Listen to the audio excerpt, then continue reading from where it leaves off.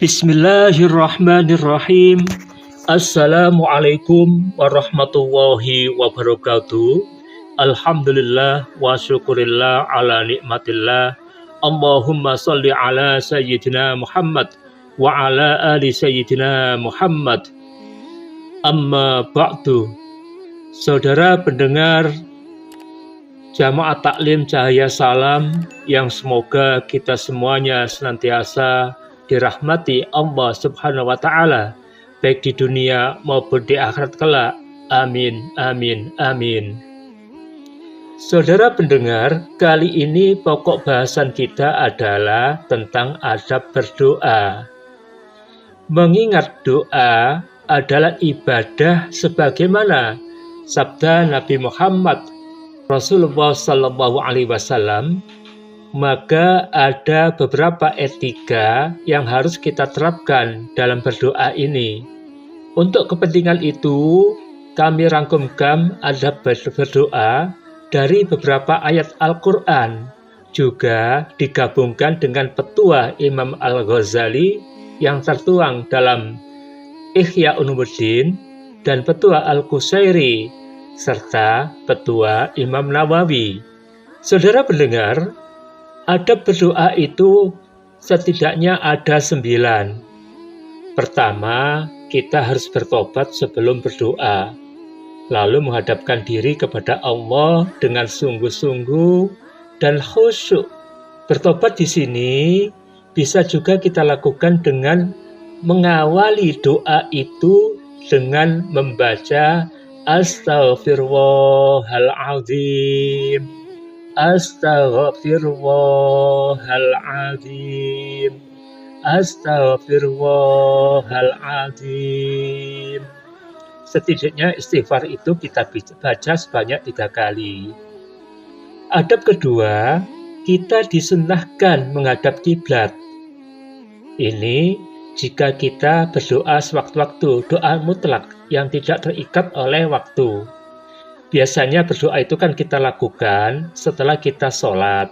Tapi doa ini bisa kita panjatkan ketika kita juga ada di tempat umum. Misalkan ketika ada di taman sedang jalan-jalan. Kita boleh berdoa, sunnah menghadap ke arah kiblat. Adab ketiga, sayogyanya doa-doa itu diawali dan diakhiri dengan pujian-pujian kepada Allah Subhanahu wa Ta'ala. Karena itu, kalau kita ingin memanjatkan sesuatu, memohon sesuatu kepada Allah, alangkah baiknya diawali dengan Ya Allah. Kalau suka pakai ya, silakan pakai ya. Kalau yang suka pakai wahai Allah, silakan pakai wahai Allah. Ya Allah, Engkaulah yang maha perkasa, Engkaulah yang maha penguasa, dan Engkaulah yang maha mengabulkan doa-doa. Seperti itulah pujian-pujian yang sayogyanya kita jadikan untuk mengawali doa kita. Atau bisa saja kita menyebutkan Ya Allah yang maha pengasih lagi maha penyayang, yang dalam teks Arabnya adalah Ya Allah, Ya Rahman, Ya Rahim. Kemudian sebutkanlah doa yang ingin kita panjatkan. Adab keempat adalah mengakui keagungan Allah dengan segala kerendahan diri dan hati. Ditegaskan dalam Al-Quran, Walaqad arsalna ila umamin min qablika fa'akhadnahum bil ba'sa'i wad dharra'i la'allahum yatadarra'un. Dan sungguh kami telah mengutus rasul-rasul kepada umat sebelum engkau. Kemudian kami siksa mereka dengan menimpakan kemelaratan dan kesengsaraan agar mereka memohon kepada Allah dengan kerendahan hati. Quran Surat Al-An'am ayat 42. Adab kelima, mengucapkan doa dengan suara yang sedang dan lembut. Yang dimaksud mengucapkan dengan suara sedang itu tidak terlalu keras, tetapi juga tidak terlalu pelan sehingga terkesan berbisik, tetapi ucapkanlah setidaknya agar didengar oleh telinga kita sendiri dan dengan nada yang lembut. Allah Subhanahu wa taala berfirman, "Ud'u rabbakum tadarru'an wa khufyah, innahu la yuhibbul mu'tadin." Artinya, berdoalah kepada Tuhanmu dengan rendah hati dan suara yang lembut.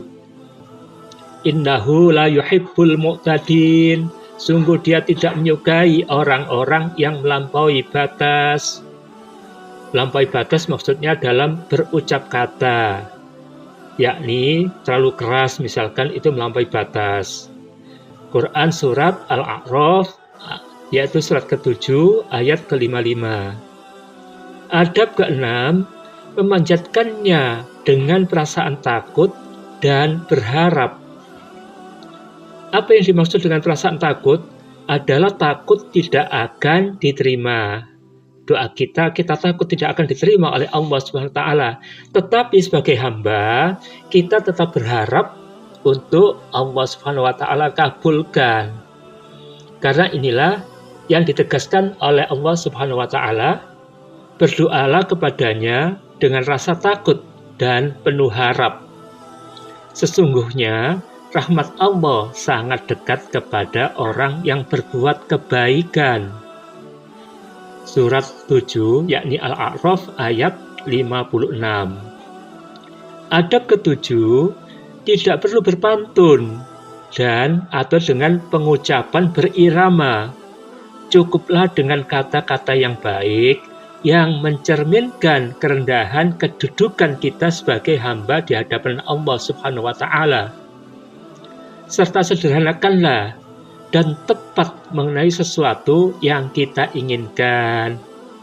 Alangkah lebih baik jika kita membacakan bacaan-bacaan doa yang telah dicontohkan Nabi Muhammad Rasulullah SAW yang kandungan maknanya sesuai dengan kehendak kita. Tetapi jika memang kita kesulitan untuk menghafalkan teks Arabnya atau menghafalkan teks terjemahnya, kita boleh memanjatkan doa sesuai dengan versi kita sendiri. Yang penting kita pahami apa yang kita minta dan kita lakukan dengan sederhana, secukupnya, tidak berpantun. Adab ke-8, hendaklah kita mengulang doa kita sampai 2 atau 3 kali, yakni doa tentang sesuatu yang kita prioritaskan memohonkannya kepada Allah Subhanahu wa taala. Misalkan ketika kita memohon kesembuhan buat orang tua kita, kita ulangi, ya Allah, ya Rahman, ya Rahim, sembuhkanlah penyakit yang diderita oleh orang tua kita. Ya Allah, sembuhkanlah penyakit yang diderita oleh ayah saya. Atau ya Allah, sembuhkanlah penyakit yang diderita oleh ibu saya. Doa semacam itu kita ulang 2 atau 3 kali. Misalkan lagi, doa untuk keselamatan bagi anak kita yang jauh di kota lain. Kita ulang 2-3 kali, ya Allah, ya Rahman, ya Rahim, kami mohon lindungilah anak saya yang sedang ada di kota Surabaya misalkan. Ya Allah, ya Rahman, ya Rahim, lindungilah ya Allah anak saya yang sedang ada di kota Surabaya dari segala mara bahaya dan dari segala fitnah, baik yang tampak maupun yang tersembunyi. Doa seperti itu patut kiranya kita ulang 2-3 kali. Kemudian adab doa yang terakhir, yaitu hendaklah kita menutup doa tersebut dengan bacaan sholawat. Misalkan cukup Allahumma sholli wa sallim wa barik ala sayyidina Muhammad wa ala ali sayyidina Muhammad. Kemudian dilanjutkan dengan bacaan Subhana rabbika rabbil izzati amma yasifun wa salamun alal mursalin walhamdulillahi rabbil alamin. Kami ulang, Subhana rabbika rabbil izzati amma yasifun. Wassalamun alal mursalin walhamdulillahi rabbil alamin. Ayo boleh ditirukan sekali lagi. Subhana rabbika rabbil izzati amma yasifun. Wassalamun alal mursalin walhamdulillahi rabbil alamin. Artinya, Maha suci Tuhan, Tuhan yang memiliki kebesaran atau kesucian dari sifat rendah yang mereka sifatkan. Dan kesejahteraan itu atas segala Rasul yang telah diutus Tuhan. Dan puji-pujian hanyalah bagi Allah, Tuhan sekalian alam. Saudara pendengar yang semoga kita semuanya senantiasa dirahmati Allah Subhanahu wa Ta'ala. Ada kalanya doa itu dilarang kita lakukan, yakni doa yang kita panjatkan untuk memohon supaya kita dicelakakan oleh Allah Subhanahu wa Ta'ala.